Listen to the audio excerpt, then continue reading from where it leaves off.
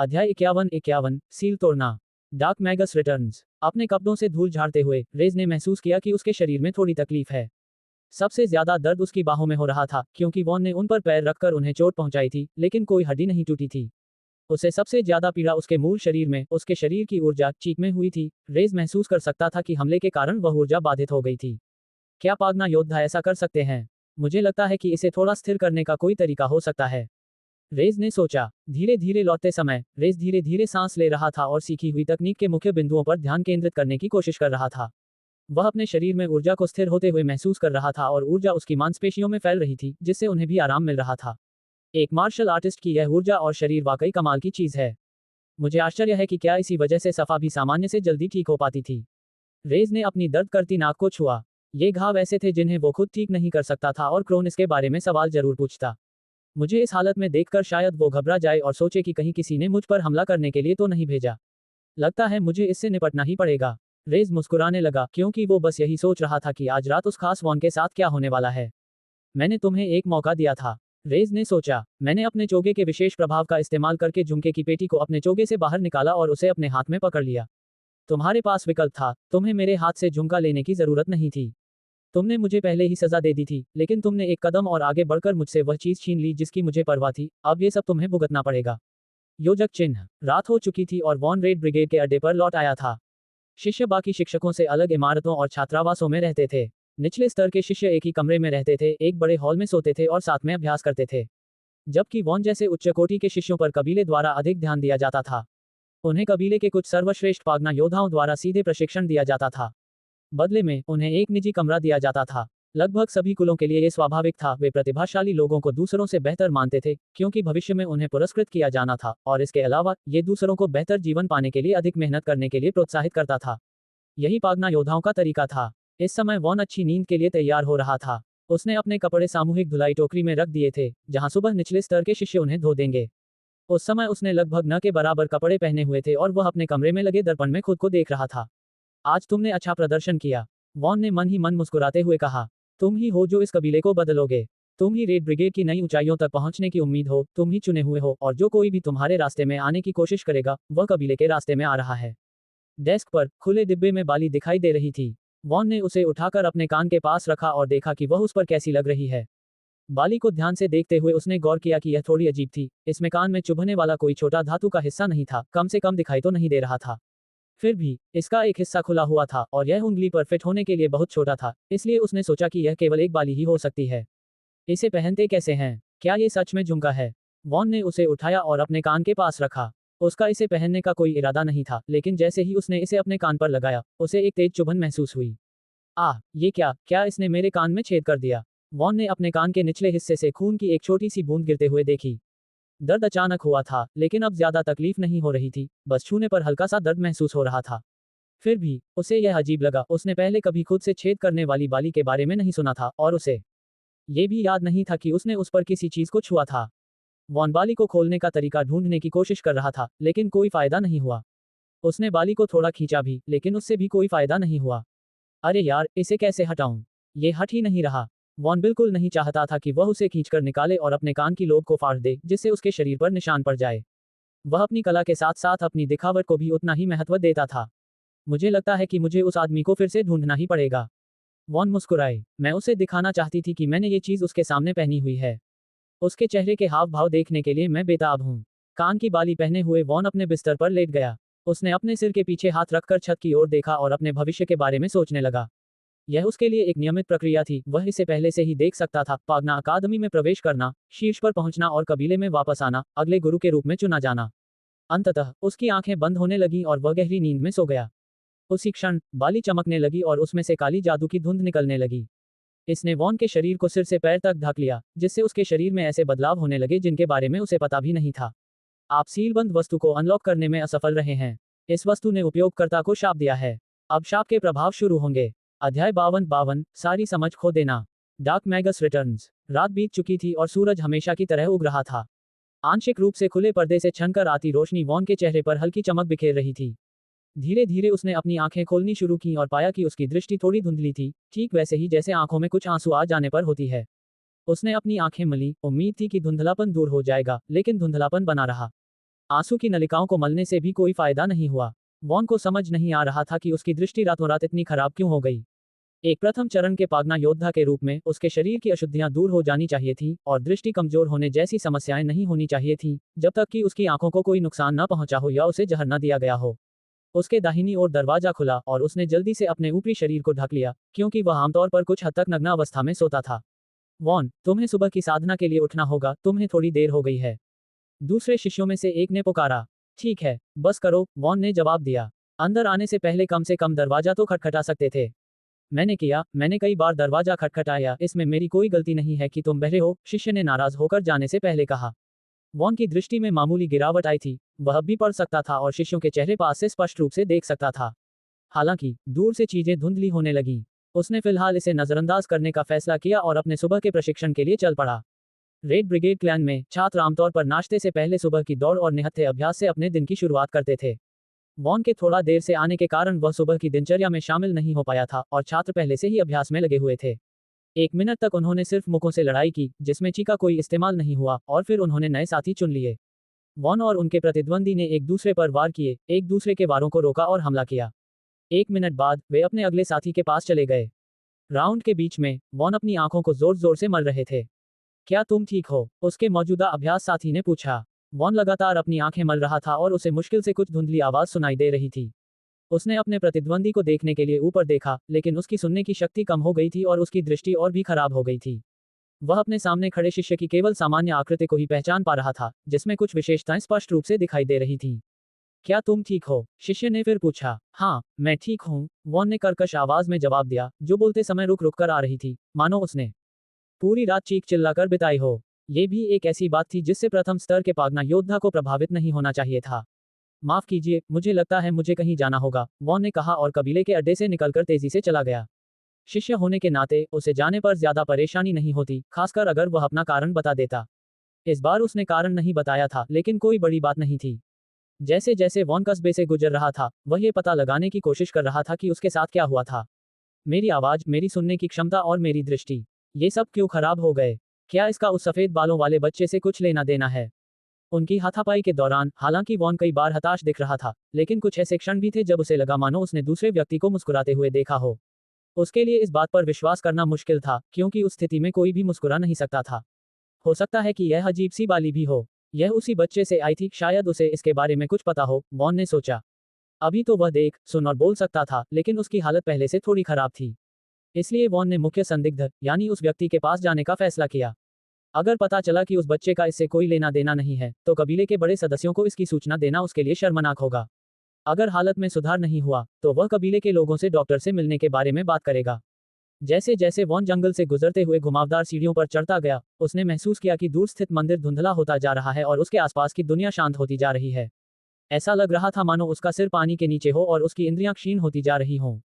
ऊपर की ओर दौड़ते हुए वॉन मंदिर की दीवारों को पार करके प्रशिक्षण प्रांगण में प्रवेश कर गया। मंदिर के अधिकांश बच्चे बाहर पत्तियां साफ कर रहे थे जब उन्होंने लाल ब्रिगेड के किसी व्यक्ति को आते देखा। क्या वह एक शिष्य है? हाँ, उसने वही वस्त्र पहने हैं, वह शिष्य ही होना चाहिए। क्या वह सरक्रोन को ढूंढ रहा है? कस्बे के कई छोटे बच्चे पागना योद्धा बनने का सपना देखते थे। हालांकि जैसे जैसे वे बड़े होते गए और इस मार्ग में आने वाली कठिनाइयों और चुनौतियों के बारे में सीखते गए, उनकी यह आकांक्षा अक्सर फीकी पड़ जाती थी। फिर भी पास में ही एक कबीले वाले कस्बे में रहने के कारण हर कोई रेड ब्रिगेड कबीले के शिष्यों को पहचानता था। हालांकि जो अभी अभी आया था, उसका व्यवहार कुछ अजीब था। शायद मुझे जाकर देखना चाहिए कि वह क्या चाहता है, सिमियोन ने कहा और आगे बढ़ने लगा। लेकिन रेस के उसके सामने आ जाने पर वह वहीं रुक गया। अपनी ताकत आजमाने के दौरान ठोकर लगने और नाक के बल गिरने का बहाना क्रोन से बनाने के बाद रेज ने एक ऐसी नौकरी करने पर भी जोर दिया जिसमें उसे धूप में बाहर रहने का मौका मिले। क्रोन ने ज्यादा सोचे बिना उसकी बात मान ली और यही सब इस पल तक ले आया। अरे, क्या तुम किसी को ढूंढ रहे हो? रेज ने जोर से पूछा। या तुम्हें उन्हें देखने में परेशानी हो रही है? जैसे ही रेज ने ये शब्द चिल्लाए, वॉन ने अपना सिर घुमाया और उसे अपने सामने सफेद बालों वाली आकृति दिखाई दी।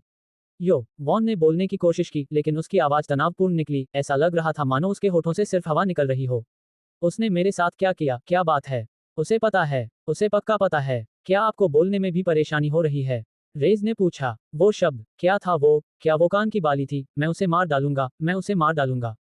वॉन के चीखने के प्रयासों से कोई शब्द नहीं निकले और उसकी दृष्टि तेजी से धुंधली होती चली गई। सब कुछ रंगों का एक बेतरतीब जाल बन गया और वह हताश होकर अपने सामने हाथ पैर मारता रहा, लेकिन कुछ भी नहीं मिला। उसके आसपास की आवाजें धीरे धीरे गायब हो गईं। घुटनों के बल गिरकर उसकी आंखों से आंसू बहने लगे, लेकिन उसे उनका एहसास भी नहीं हो रहा था।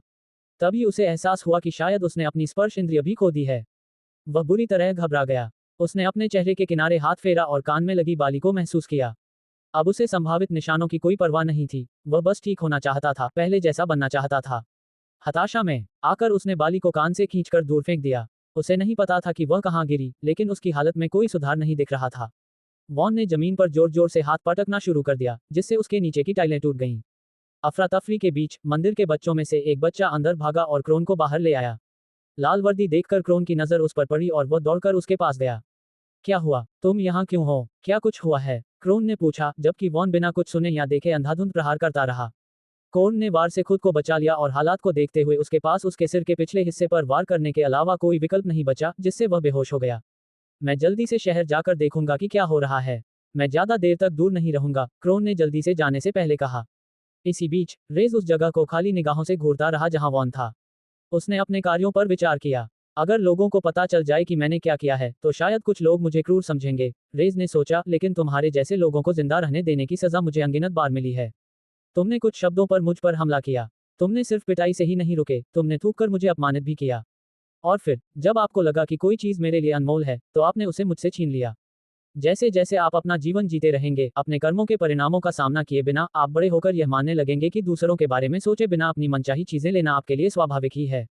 वह बाली मेरे लिए कीमती नहीं थी, लेकिन अतीत में मैंने तुम्हारे जैसे किसी व्यक्ति को हल्की सजा देकर छोड़ दिया था और उसने मुझसे मेरी बहुत कीमती चीज छीन ली थी। इसलिए मैं वह गलती दोबारा नहीं दोहराऊंगी। रेज ने आंगन में बाली की तलाश की। उसे याद था कि वॉन ने उसे किस दिशा में फेंका था। हालांकि वह उसे ढूंढ नहीं पाया। मुझे पूरा यकीन था कि यह यहीं आया था।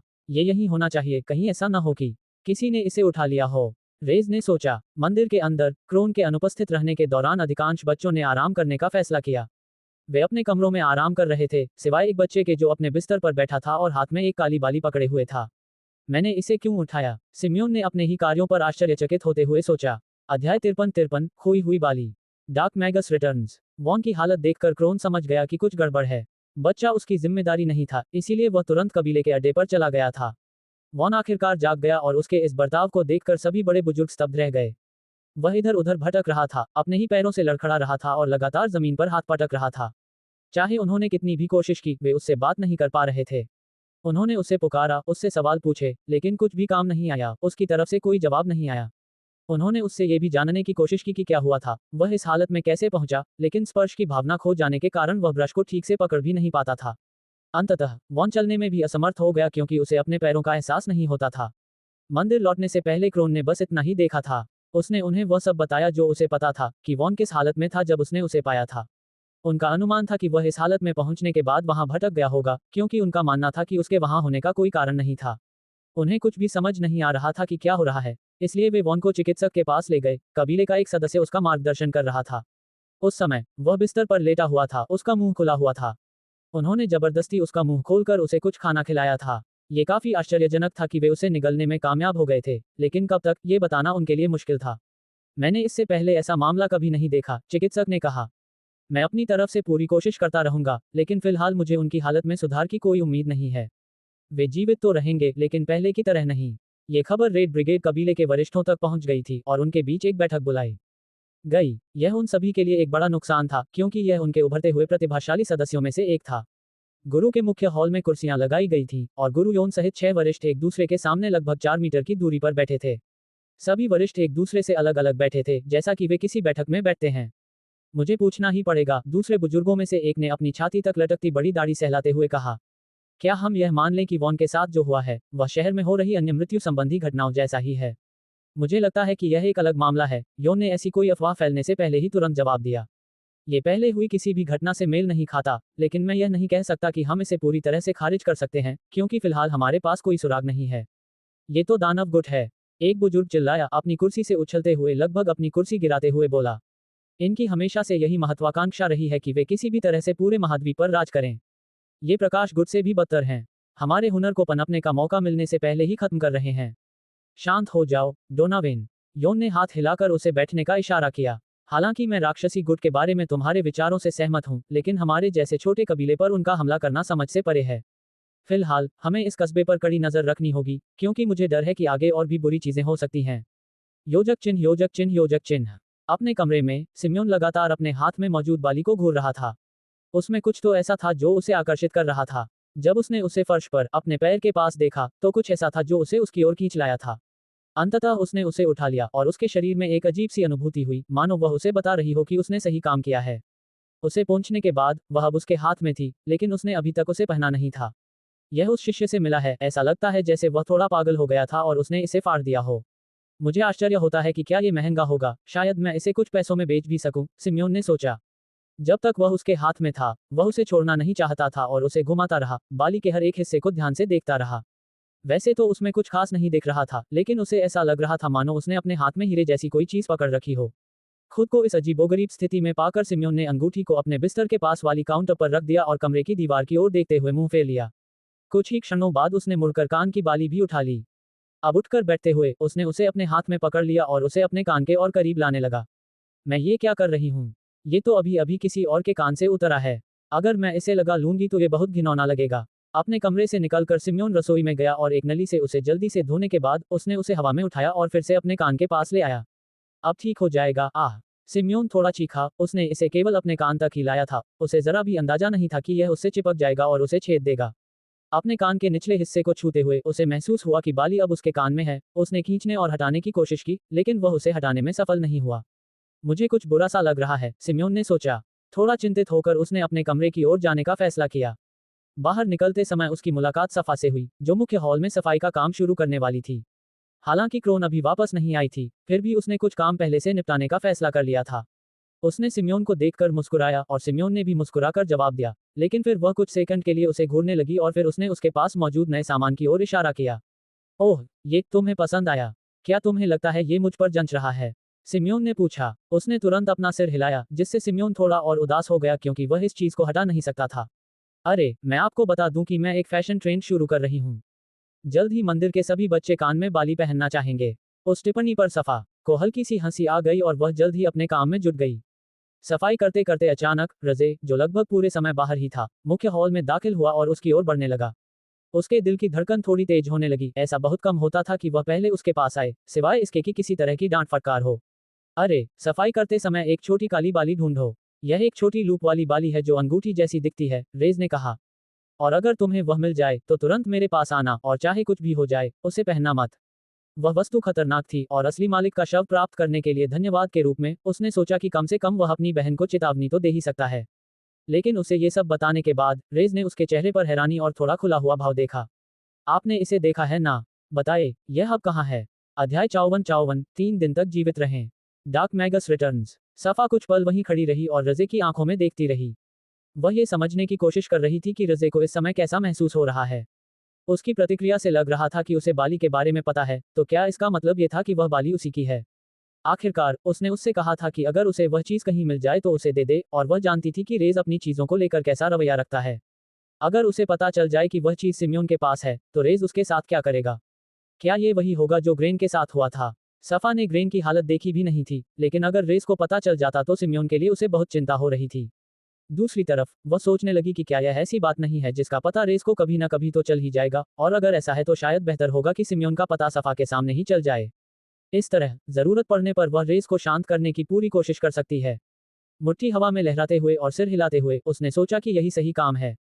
सिम्योन ने उसका साथ दिया था और उसके लिए मार भी खाई थी, इसलिए वह कम से कम इतना तो कर ही सकती थी। वह एक अच्छा इंसान था। सफा ने सिर हिलाकर अपने कान की ओर इशारा किया, जिससे ये स्पष्ट हो गया कि उसे बाली के बारे में पता था।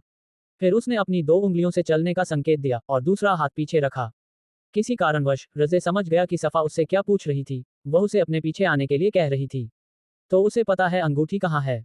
रज सफा के पीछे पीछे हॉल से गुजरा और वह दूसरी तरफ जा रही थी, जहां मंदिर के कुछ बच्चे ठहरे हुए थे। ये हमारा कमरा नहीं है, तो क्या इसका मतलब है कि आखिरकार किसी और बच्चे ने ही अंगूठी ढूंढ ली? रेस के दिमाग में तरह तरह के ख्याल दौड़ रहे थे। उसे सबसे बुरे हालात के लिए तैयार रहना था, लेकिन फिर भी एक उम्मीद बाकी थी। अंगूठी मिलने का मतलब यह नहीं था कि वो उसे पहनेगा ही। दरवाजे पर दस्तक हुई, लेकिन दूसरी तरफ से कोई जवाब नहीं आया। फिर भी सफा ने दरवाजा खोलकर अंदर जाने का फैसला किया और रज भी उसके पीछे पीछे चला गया। कमरे छोटे थे, इसलिए उन्हें सिम्योन को अपने बिस्तर पर लेटे हुए देखने में ज्यादा समय नहीं लगा। उसकी आंखें बंद थीं और कान में बाली थी। जाग जाओ, रेज ने तुरंत चिल्लाकर कहा। सिम्योन ने आंखें खोली और कमरे में उन दोनों को देखकर चौंक गया और दीवार से पीठ टिका ली। तुम दोनों यहाँ क्या कर रहे हो? क्या तुम सो गए थे? रेज ने तुरंत पूछा, बाकी सब बातों को नजरअंदाज करते हुए यही सबसे बुरा नतीजा हो सकता था। न सिर्फ किसी को बाली मिल गई थी, बल्कि वो उसे पहने हुए भी था, और अगर वो सो गया होता तो बहुत देर हो चुकी होती। नहीं, मैंने बस अपनी आंखें बंद कर ली। तुम क्यों पूछ रहे हो? तुम दोनों यहाँ क्या कर रहे हो? सिम्योन ने थोड़ा घबराते हुए कहा, लेकिन अब वह शांत होने लगा था। सफा को देखकर वह अपना ऐसा रूप नहीं दिखाना चाहता था, इसलिए उसने जल्दी से खुद को संभाला और संभल गया। अगर तुमने सचमुच अपनी आंखें बंद कर ली थी, तो तुमने पहले जवाब क्यों नहीं दिया? रेज ने पूछा। मैं गहरी सोच में डूबा हुआ था, और इससे क्या फर्क पड़ता है कि मैं सो जाऊं या नहीं, यह मेरा कमरा है। सिम्योन ने पलटकर जवाब दिया। सफा उन दोनों के बीच में खड़ी थी, वह अपना सिर इधर उधर घुमा रही थी क्योंकि उसे लग रहा था कि किसी भी पल लड़ाई शुरू हो सकती है। लेकिन तभी रजे ने पीछे हटने का फैसला किया और अपने अंगूठे का नाखून चबाने लगा। जब मैंने अंगूठी बनाई थी तब मैंने कभी नहीं सोचा था कि ऐसा होगा, लेकिन अब मैं क्या करूं? रेज ने सिम्योन की ओर देखा, वह ठीक लग रहा था और उसे उसके शरीर पर किसी अभिशाप का आभास नहीं हो रहा था। लेकिन इससे एक और तथ्य नहीं बदला कि सिम्योन ने कान की बाली पहन रखी थी। इसमें कोई शक नहीं कि अगर सिम्योन सो गया तो उसका बहुत बुरा हाल होगा और यह मेरी गलती होगी। हालांकि मुझे उससे कोई खास लगाव नहीं है। पता नहीं क्यों, उसने उस दिन जो कुछ देखा था उसके बारे में क्रोन को भी कभी नहीं बताया। ये ठीक नहीं है, मुझे कम से कम उसे पलटवार करने का मौका तो देना चाहिए। वो बाली, रेज ने इशारा करते हुए कहा, तुम्हें इसे कभी नहीं पहनना चाहिए था, लेकिन अब जब तुमने इसे पहन लिया है तो जो हो चुका है उसे बदला नहीं जा सकता। सिम्योन ने घबराकर सांस ली। उसे समझ नहीं आ रहा था कि रेस क्या कह रहा है, लेकिन उसके चेहरे के गंभीर भाव और लहजे से लग रहा था कि मामला गंभीर है, जिससे वह चिंतित हो गया था। और जब से उसने कान की बाली पहनी थी, उसे एक बुरा एहसास हो रहा था। मैं जो आपको बताने जा रहा हूँ वह शायद आपको किसी कल्पना जैसा लगे, लेकिन यकीन मानिए ये बिल्कुल सच है। जो भी उस बाली को पहनेगा उसे उसे उतारना नहीं है। अगले 72 घंटों तक न सोएं, न खाएं पिएं। अगर आपने ऐसा किया तो आपके शरीर पर श्राप पड़ेगा, आप अंधे हो जाएंगे, बहरे हो जाएंगे और आपकी सारी इंद्रियां काम करना बंद कर देंगी। रेस को जादू के बारे में समझाने की जरूरत नहीं थी, उसे यह बताने की जरूरत नहीं थी कि अंगूठी कहाँ से आई या उसे ये सब कैसे पता चला। क्योंकि अगर सिम्योन बच नहीं पाता तो ये सब व्यर्थ होता। अरे यार, सिम्योन घबराकर हंसा। रेस, ये तो बहुत ही क्रूर मजाक है। अरे यार, मैं तो पहले से ही इस चीज को लेकर परेशान हूँ।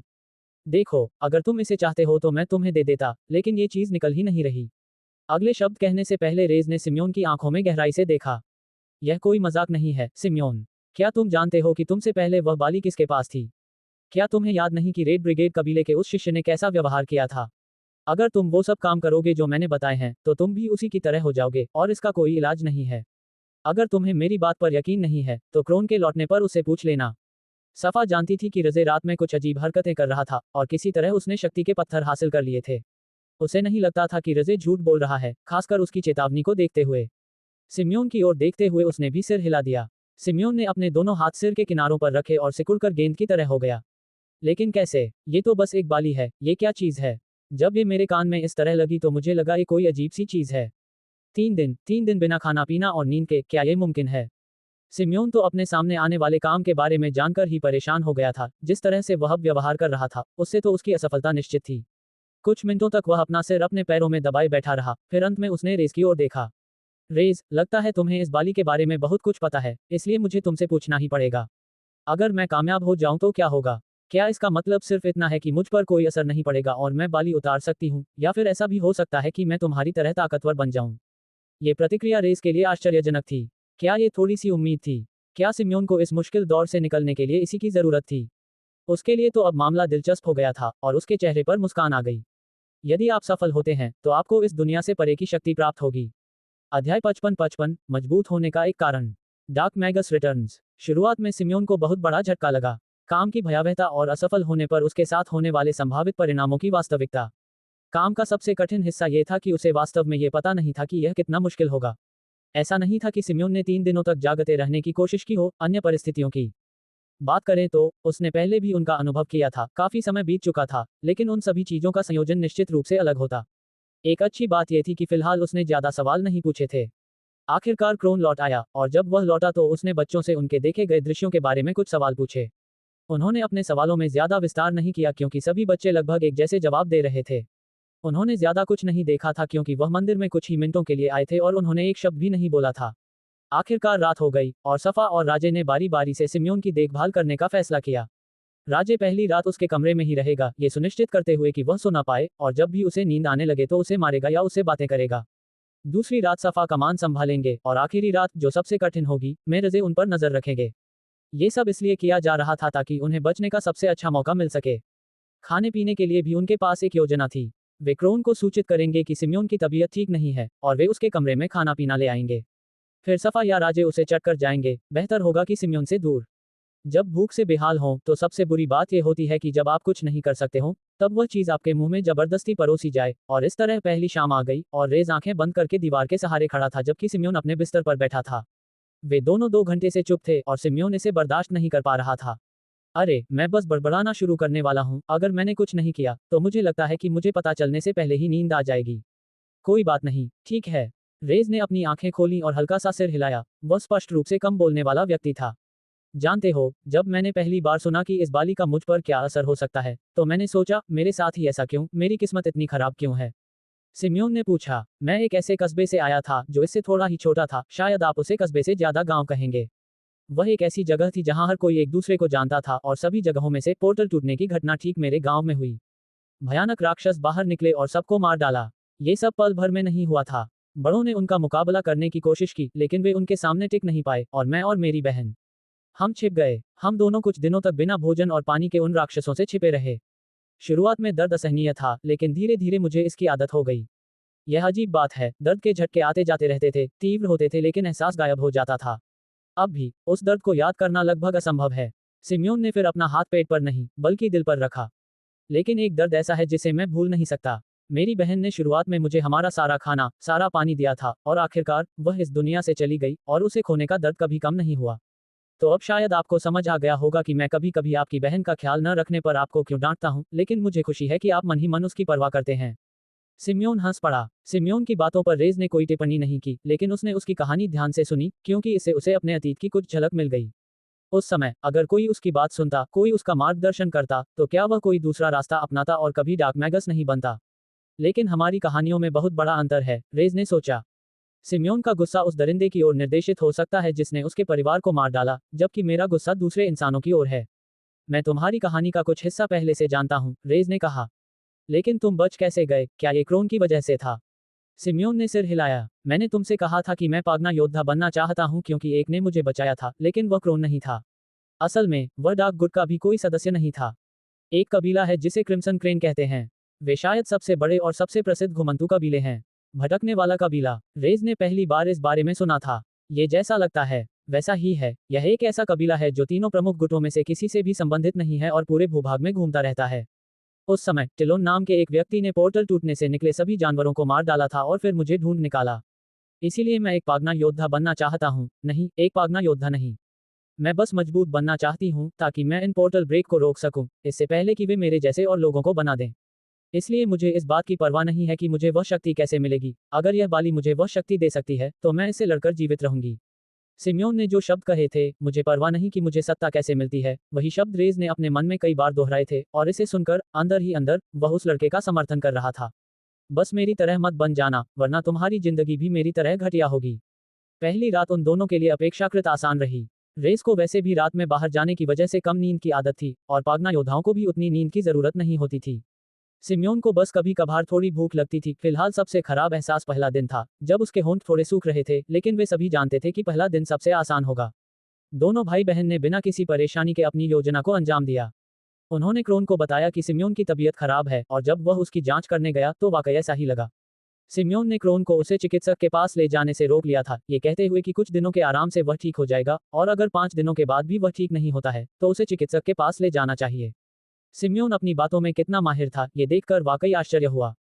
समय बहुत जल्दी बीत गया और रेस भी सिम्योन के दृढ़ संकल्प को देखकर हैरान था। वह कुछ बार अंदर आया था और उसने उसकी हथेली पर नाखूनों के निशान देखे थे।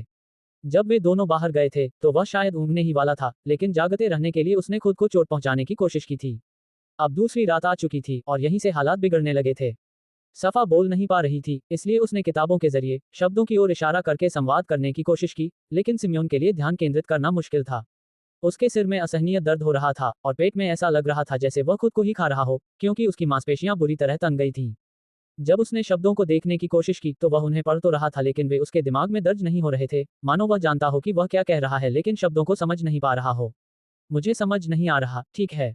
भूख की एक और लहर उस पर हावी होते ही सिम्योन चिल्ला उठा। मुझे माफ करना, सफा, इसमें तुम्हारी कोई गलती नहीं है, तुम जानती हो, ये सब मेरी अंदरूनी परेशानी की वजह से है। कृपया, मैं जो भी करूं, अगर मैं तुम पर गुस्सा करूं, चिल्लाऊं, तो सब भूल जाओ, ये मैं नहीं हूं, सिम्योन ने कहा। बोलने के बजाय, सफा ने रात भर के लिए एक और तरीका अपनाने का फैसला किया, और वह था सिम्योन के पैर पर हर बार थप्पड़ मारना जब भी उसे लगे कि वह ऊँघ रहा है। शुरू में थप्पड़ हल्के थे, लेकिन धीरे धीरे बढ़ते गए, यहाँ तक कि उसका पैर छिलकर लाल हो गया।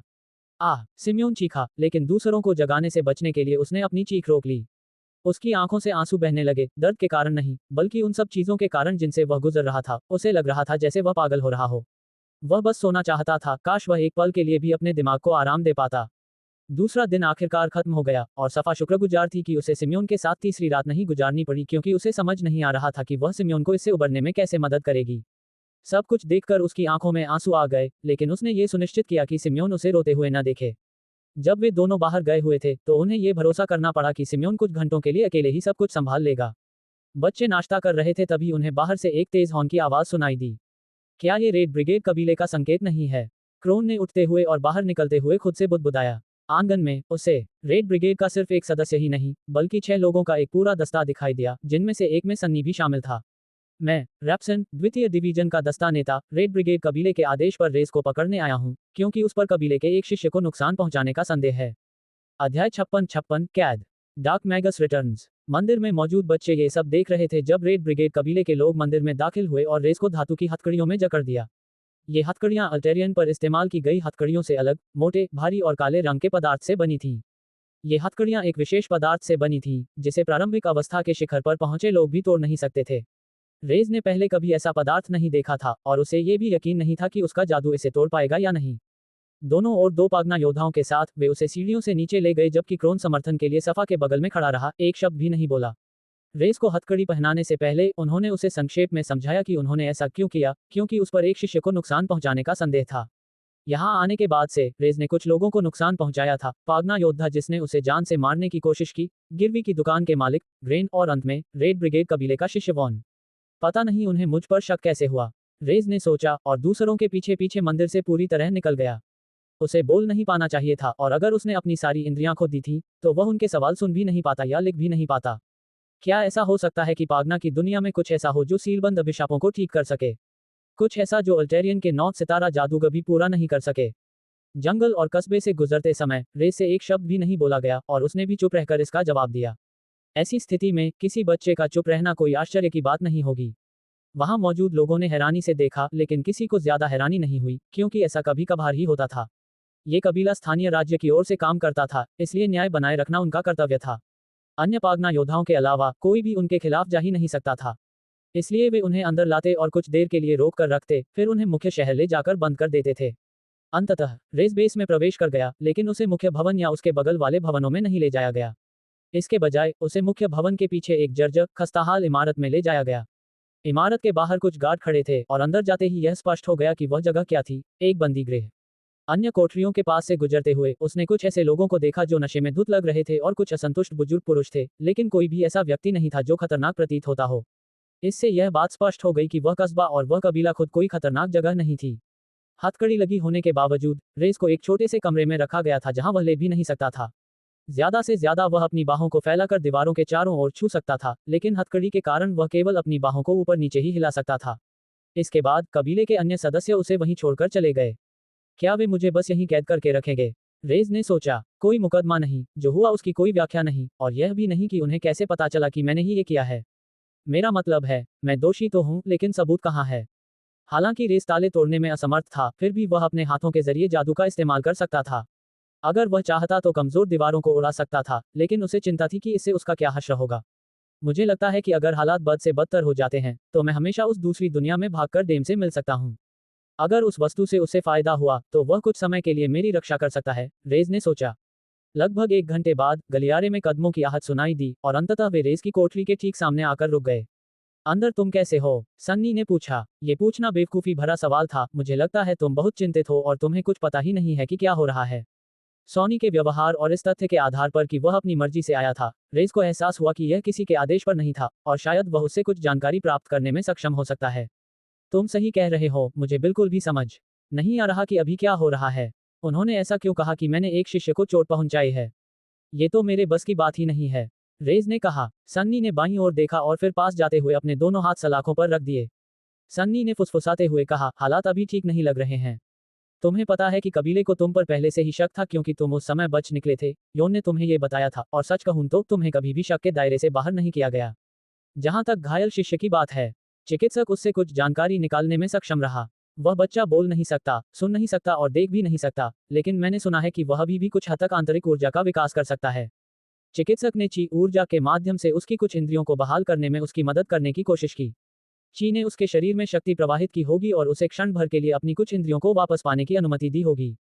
शिष्य ने दो काम किए, उसने सफेद बाल बुदबुदाया और सफेद बाल शब्द भी लिख लिए। उन्होंने वही चाल दोबारा चली, लेकिन ऐसा लगता है कि यह सिर्फ एक बार ही कारगर हुई।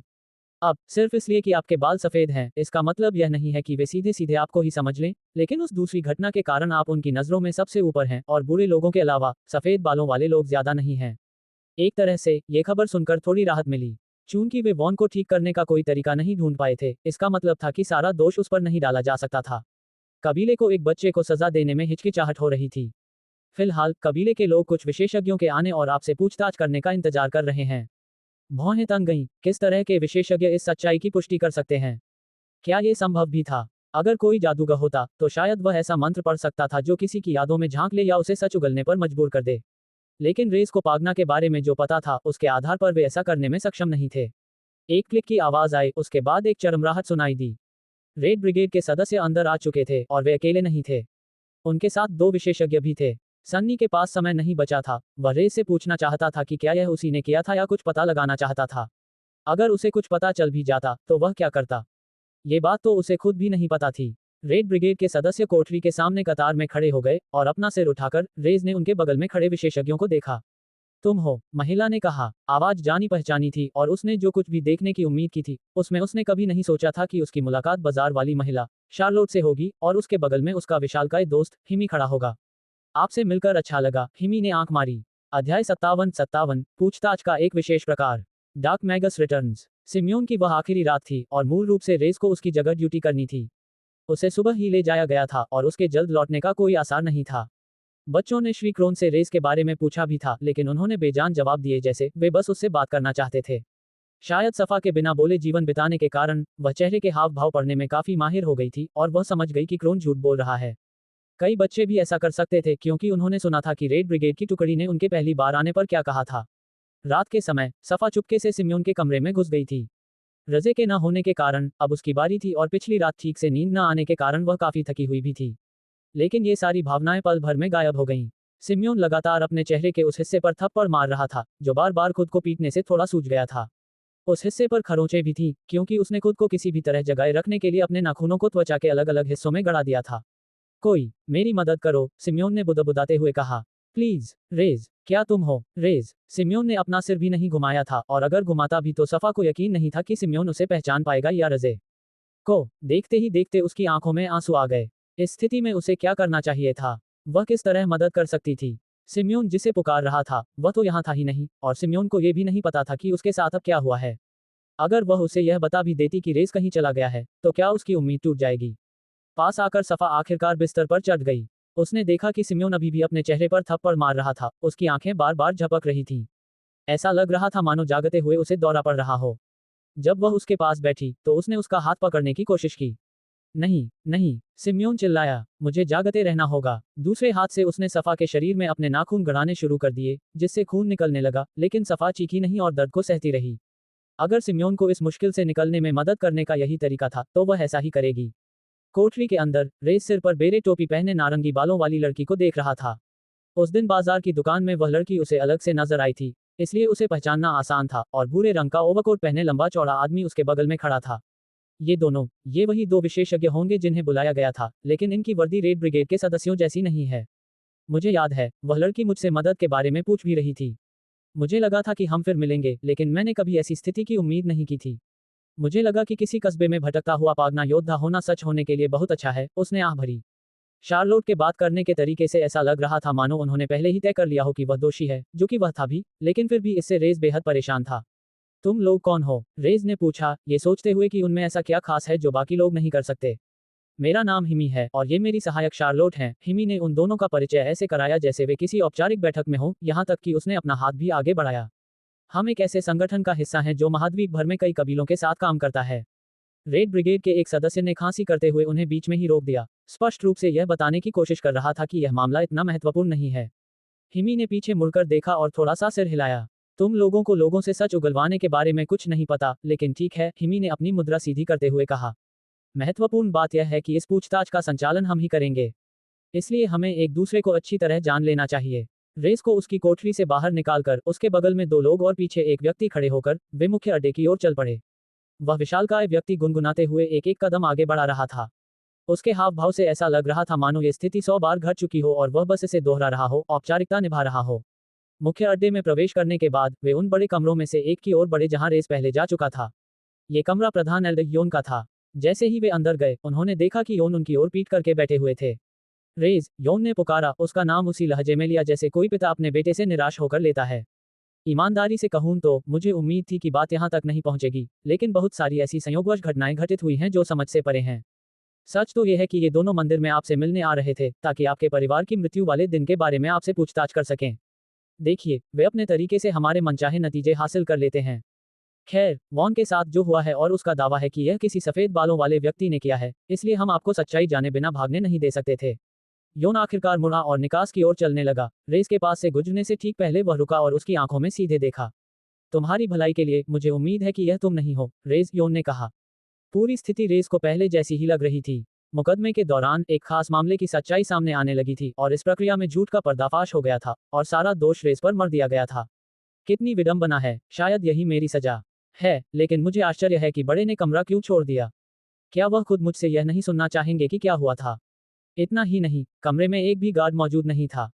इसके बजाय शार्लोट ने रेस को बीच में ले जाकर कुछ कदम दूर चली गई। क्या तुम्हें डर नहीं लगता? रेस ने पूछा। डर लग रहा है, शार्लोट हंस पड़ी। तुम्हारे जैसे किसी मामूली इंसान से मुझे क्यों डर लगेगा? मैं एक पागना योद्धा हूं और इस कमरे में सिर्फ तुम दोनों ही बचे हो, वो भी इतने खतरनाक अपराधी के साथ। मुझे हैरानी है कि वे ऐसी चीजें होने कैसे दे सकते हैं, रेस ने आगे कहा। वह स्थिति का आकलन करने की कोशिश कर रहा था। अगर वह इन दोनों को हटा देता तो वह क्रिस्टल में से किसी एक का उपयोग करके तुरंत टेलीपोर्ट कर सकता था और दूसरे आयाम में जाने के लिए एक पोर्टल खोल सकता था। वे हमारे कहने पर चले गए, हिमी ने जवाब दिया। हम जो करते हैं उसे किसी को देखने की इजाजत नहीं है, लेकिन चिंता मत करो, तुम्हें याद नहीं रहेगा कि तुम्हारे साथ क्या हुआ, चाहे तुम दोषी हो या नहीं। सच कहूं तो मुझे इस तरह से काम करना पसंद नहीं है, लेकिन मुझे लगता है कि जब कोई मदद करने वाला हो तो चीजें बहुत आसान हो जाती हैं। हिमी ने शार्लोट की ओर सिर हिलाया, जिसने अपने दोनों हाथ ऊपर उठाकर सीधे रेस की ओर इशारा किया, और उसकी आंखें हल्की सफेद चमकने लगी, जबकि उसके बाल टोपी से बाहर निकलकर हवा में तैरने लगे। इसमें कोई शक नहीं, वे जादू का इस्तेमाल कर रहे हैं। और इस दुनिया में अध्याय 58 क्या आप जादू करते हैं? Dark magus returns. 9 सितारा जादूगर होना जादूगरी की सर्वोच्च उपलब्धि थी। उनके पास राष्ट्रों को बदलने और आकार देने की शक्ति थी, और एक तरह से ये देवता पागना के योद्धाओं जैसा लगता था। रेस स्वयं भी एक 9 सितारा जादूगर रह चुका था, इसलिए वह तुरंत समझ गया कि यह क्या है। ये वो जादू का इस्तेमाल कर रही है, इसमें कोई शक नहीं है, रेस ने सोचा। लेकिन मुझे लगा था कि इस दुनिया में जादू का अस्तित्व ही नहीं है। मुझे पूरा यकीन है कि ऐसा ही है, फिर भी वो अभी यहीं इसका इस्तेमाल कर रही है। रुको, चलो इस बारे में थोड़ा सोचते हैं। बाकी कबीले के सदस्यों को बाहर भेजने से पहले क्या वे नहीं चाहते थे कि उन्हें पता चले कि क्या होने वाला है? तो इसका मतलब है कि हो सकता है कि मेरी तरह ये लोग भी इसे गुप्त रख रहे हों। मुझे ये बात समझ लेनी चाहिए थी। अगर मेरे लिए इस दुनिया में आने का कोई रास्ता था, तो इसका मतलब है कि दूसरों के लिए भी ऐसा करने का अच्छा मौका है। अब स्थिति का पता चलने पर रेस ये पता लगाने की कोशिश कर रहा था कि इस जानकारी का उपयोग करके वह अपनी इस मुश्किल से कैसे निकले। जब जादूगर एक दूसरे से लड़ते थे तो ज्ञान और अनुभव ही उन्हें युद्ध जीतने में मदद करते थे। वो लड़की प्रकाश की जादुई शक्ति का इस्तेमाल कर रही है और एक ऐसी क्षमता का उपयोग कर रही है जिससे उसे सच्चाई का पता चल सकता है, रेस को एहसास हुआ। इसका मतलब है कि वो मेरी यादों में झांकने की योजना बना रही होगी। अगर उसने सब कुछ देख लिया होता तो सब कुछ स्पष्ट हो जाता, लेकिन रेस को इस बात का संदेह था कि वह उसकी कितनी यादें देख पाएगी। क्या वह उस शरीर की यादें देख पाएगी जिसमें वह उस समय था? अगर ऐसा होता तो उसे ज्यादा बुरा नहीं लगता, लेकिन अगर वह उससे परे की यादें देख पाती, यानी रेस के उस जीवन की यादें जो उसने डार्क मैगस रहते हुए जिया था, तो इस बात की कोई संभावना नहीं थी कि वह उसे जीने देगी। मैं अभी भी खुद जादू का इस्तेमाल कर सकती हूँ, लेकिन अगर वह हल्के जादू का इस्तेमाल करने वाली है, तो मेरे काले जादू से उसे हराना बहुत मुश्किल होगा। किसी जादूगर के लिए केवल एक ही तत्व सीखना अच्छा नहीं था, क्योंकि एक तत्व दूसरे पर भारी पड़ सकता था। अंधकार जादू बिजली के विरुद्ध शक्तिशाली था, बिजली प्रकाश के विरुद्ध शक्तिशाली थी, और प्रकाश अंधकार के विरुद्ध शक्तिशाली था। उस दूसरे आदमी का भी ध्यान रखना होगा, अगर वह कमरे में है तो वह भी जादू का इस्तेमाल कर सकता है। मुझे भरोसा नहीं है कि मैं इन दोनों को हरा पाऊंगा, खासकर जब पागना के बाकी योद्धा भी मौजूद हैं। इससे निकलने का सिर्फ एक ही रास्ता है। एक गहरी और धीमी सांस लेते हुए रेस को तैयार रहना था, उसे अगले परिणाम के लिए तैयार रहना था क्योंकि उसे यकीन नहीं था कि यह योजना सफल होगी। रुको, रेस चिल्लाया, क्या तुम लोग अल्टेरियन से हो? तुरंत ही शार्लेट की आंखों के चारों ओर की चमक फीकी पड़ने लगी। उसने अभी तक अपना जादू नहीं चलाया था, लेकिन उसके हाथ पहले ही नीचे की ओर लटक रहे थे, मुंह खुला हुआ था, वह बस कुछ ही शब्द बोल पाए। बिल्कुल नहीं, हा हा हा, ये तो कमाल है। हिमी ने खुशी से भरी आवाज और चेहरे के साथ कहा।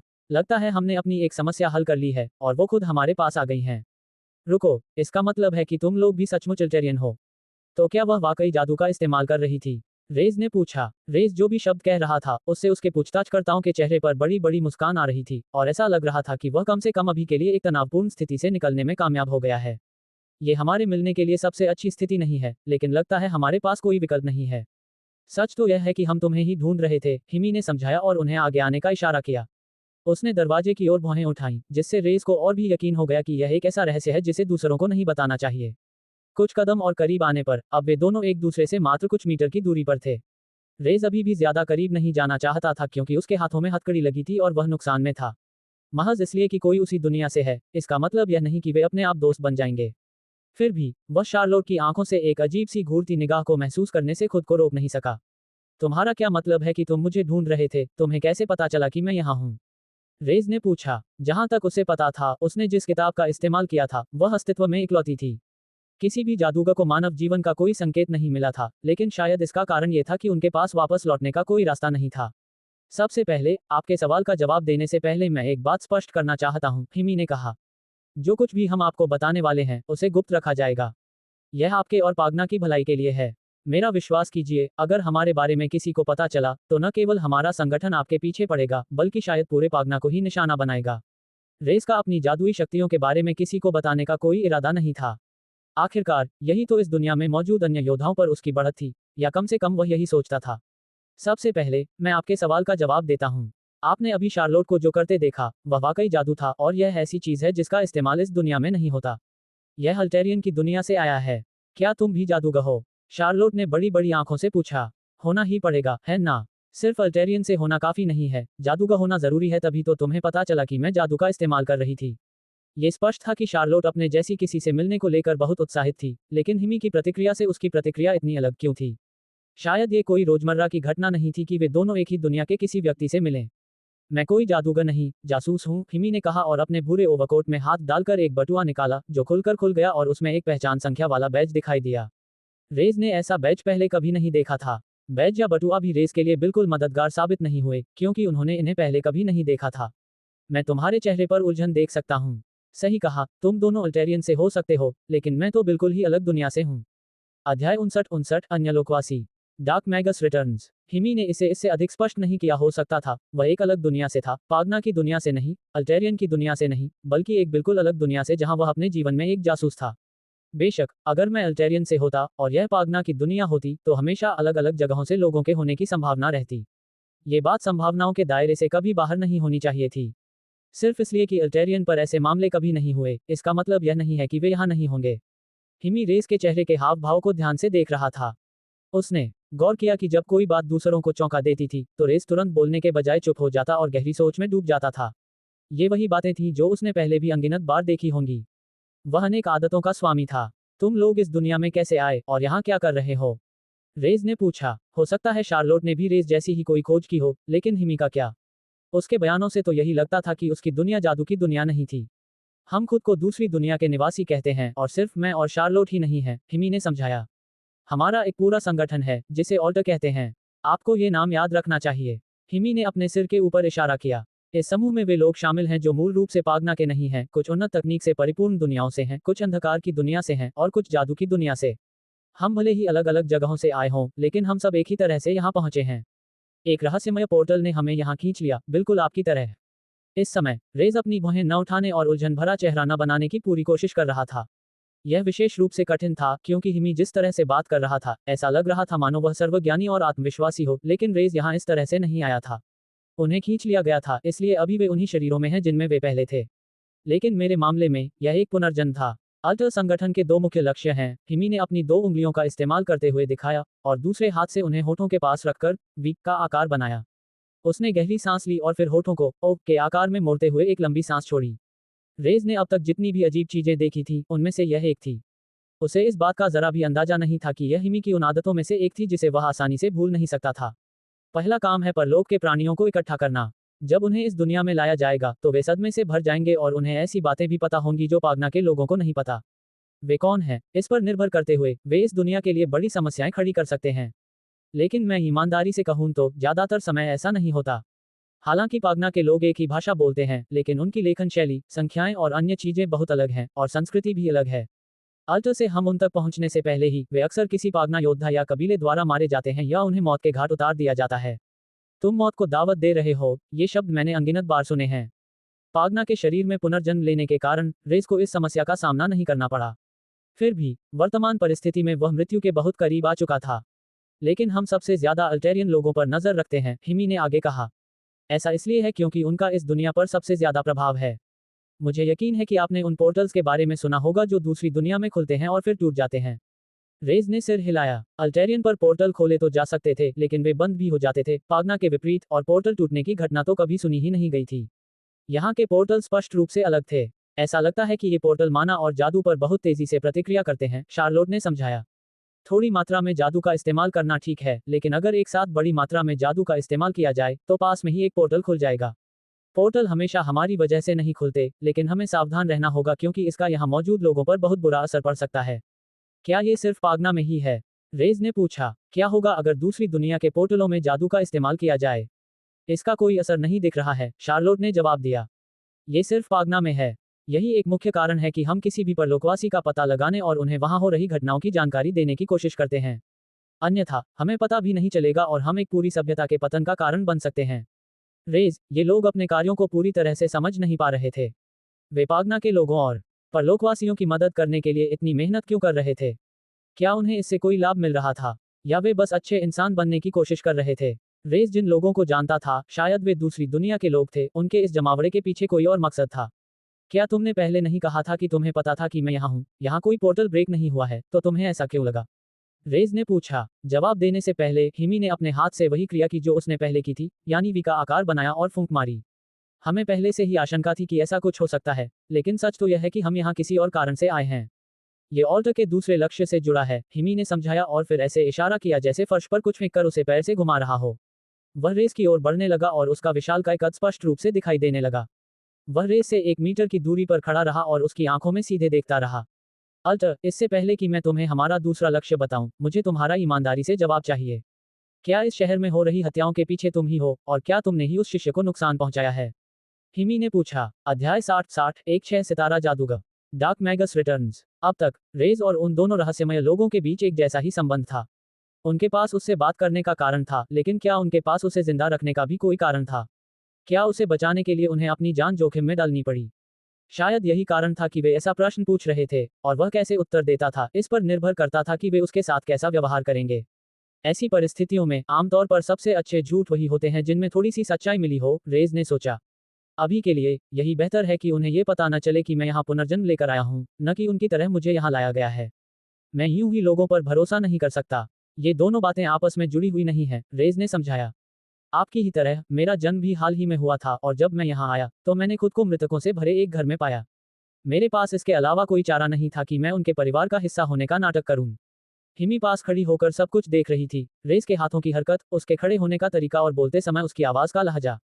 मुझे बाद में पता चला कि इस कस्बे में कई परिवारों की मौत हो चुकी है, और चूंकि मैं अकेला जीवित बचा था इसलिए उन्हें मुझ पर शक था। शिष्य के साथ जो हुआ वह उसकी अपनी गलती थी। मुझे हाल ही में एक बाली मिली। पता चला कि वह एक सीलबंद वस्तु थी। मेरे शिष्य ने उसे मुझसे चुरा लिया था। मेरा अनुमान है कि वह सील तोड़ने में असफल रहा होगा और अब यह उसे शाप दे रही है।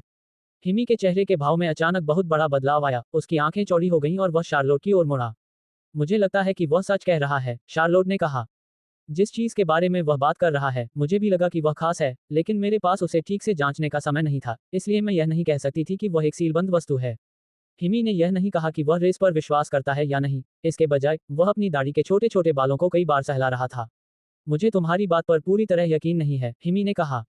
लेकिन लोगों पर शक करना मेरा काम है। रेस की उंगलियां फड़क रही थीं। क्या यह ऐसी स्थिति थी जिससे उसे लड़कर बाहर निकलना होगा? लेकिन फिर जासूस ने उससे ये क्यों कहा कि वह उस पर विश्वास नहीं करता? हालांकि मुझे नहीं लगता कि आप हो रही मौतों का कारण हैं और शार्लोट आपके पक्ष में गवाही दे रही है, इसलिए आप जिस भी बात पर झूठ बोल रहे हैं वह झूठ नहीं है, हिमी ने समझाया। ये जासूस जितना दिखता है उससे कहीं ज्यादा काबिल है। रेज ने सोचा, हम यहाँ इसलिए हैं क्योंकि इस शहर में लगातार मौतें हो रही हैं जो अल्टर के दूसरे लक्ष्य से संबंधित हैं। हमारा समूह दूर दूर तक फैला हुआ है, महाद्वीप भर में गुट के हर हिस्से में हमारे लोग विभिन्न पदों पर मौजूद हैं और यह सब पागना की सुरक्षा के लिए है। हमारा समूह ऐसी वस्तुओं को प्राप्त करता है और उन्हें सुरक्षित स्थान पर रखता है जो दुनिया को बदलने के लिए पर्याप्त शक्तिशाली हैं। जिस प्रकार हम परलोकवासी समय समय पर इस दुनिया में आते हैं, उसी प्रकार ऐसा प्रतीत होता है कि अकल्पनीय कार्यों को करने में सक्षम विचित्र वस्तुएं भी इस दुनिया में आती हैं। हमारा संगठन इन वस्तुओं का रक्षक होने का दावा करता है, क्योंकि अगर एक भी व्यक्ति इन्हें हासिल कर ले तो ये दुनिया को बदल सकता है। इन्हें इस दुनिया के देवताओं के समान ही उच्च सम्मान प्राप्त है। हालांकि ऐसा लगता है कि इनमें से कई वस्तुएं इस दुनिया में खुलने वाले अन्य आयामों से भी आती हैं। हमारा मानना है कि ये आयाम उन मानव सभ्यताओं से जुड़े हैं जिनका अब अस्तित्व नहीं है। वे राक्षसों से युद्ध हार गए, लेकिन उनकी दुनिया में अभी भी ऐसी चीजें हैं जिनमें अपार शक्ति है। अतीत में दानव गुट के एक सदस्य ने इनमें से एक वस्तु प्राप्त कर ली थी और वह पागना पर सचमुच एक दानव में परिवर्तित हो गया था। इससे छुटकारा पाने के लिए अन्य दो गुटों को एक साथ मिलकर काम करना पड़ा था। क्या आपको जादूगरों की वस्तु श्रेणी प्रणाली के बारे में पता है? शार्लोट ने पूछा। हाँ, common, uncommon, rare, elite, unique, mythical, legendary, god tier item, रेज ने जवाब दिया। सही है, ये वस्तुएं जिन्हें हम एकत्रित करते हैं उन्हें पौराणिक और उससे ऊपर की श्रेणी में रखा जाता है। इससे रेस को पूरी स्थिति का व्यापक अंदाजा हो गया और वह सोचने लगा कि उनके पास इनमें से कितनी वस्तुएं हो सकती हैं या वे कितनी वस्तुओं की रक्षा कर रहे होंगे। क्या ऐसा संभव है कि उनके पास कुछ ऐसा हो जिसका इस्तेमाल मैं भी कर सकूं? इनसे तो मैं ग्रैंड मैगस एडोर को भी हरा सकता हूं। हमारी भी चीजें बनाने की क्षमता के कारण अल्टेरियनों पर कड़ी नजर रखनी पड़ती है, शार्लोट ने समझाया। हम यहाँ इसलिए आए हैं क्योंकि मौतों के अजीब तरीके को देखते हुए हमें लगता है कि इसका कारण कोई और चीज हो सकती है। हमें किसी दूसरी दुनिया के प्राणी से मिलने की उम्मीद नहीं थी, लेकिन हमें लगा कि ऐसा हो सकता है। अब इस सारी जानकारी के साथ हिमी ने मुस्कुराते हुए कहा, मुझे आपसे पूछना ही होगा, क्या आप औपचारिक रूप से ऑर्डर का हिस्सा बनेंगे? शार्लोट ने अपने दोनों हाथ एक साथ रख लिए थे, मानो वह लगभग भीख मांग रही हो। अगर तुम शामिल हो जाओगे तो हम एक दूसरे के बारे में बहुत कुछ जान पाएंगे और तुम्हारे मरने की संभावना भी कम हो जाएगी। शार्लोट ने कहा, और तो और, ऑल्टर का नेता भी एक ऑल्टरियन है।